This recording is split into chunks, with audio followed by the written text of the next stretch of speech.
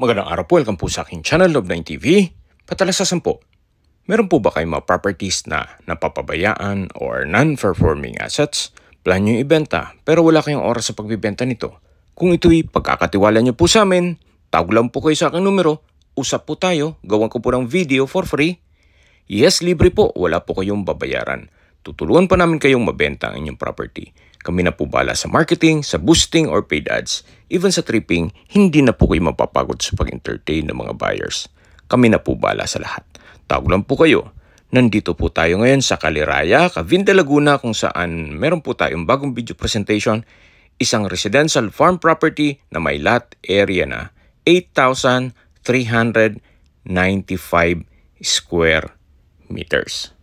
At tungkol naman po sa dokumento nito, sagot na po ni owner ang transfer ng title sa makakabili nito.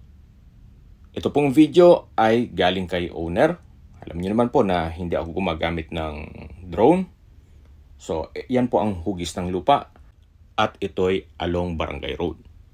May frontage po ito na 114 square meters at may overlooking view sa Caliraya Lake at Mount Banahaw. Napakatahimik po ng lugar, sariwang hangin at malamig po ang klima. May access na rin po dito ng tubig, kuryente at internet provider. May ilan-ilan na rin na fruit-bearing trees sa paligid nito at ang perimeter fence po ay kawayan at ornamental plants. Meron rin pong structure na kubo. Marami po kayong pwedeng i-project dito. Pwede nyo pong gawing camping site o di kaya resort. O kung ayaw nyo mang magnegosyo, pwede rin po ito para sa inyong retirement. Ito po yung nasa mataas na lugar. Ang estimated elevation above sea level ay 927.8 feet.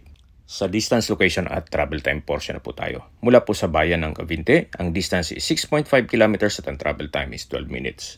Kumpleto na rin po doon gaya ng public market, groceries, convenience store, drugstore, remittance center, at iba pang business establishments.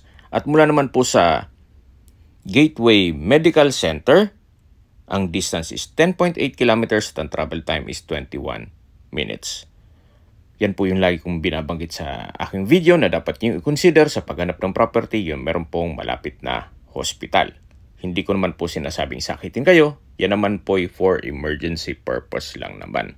At meron din pong isa pang hospital sa Pagsanhan Medical Center.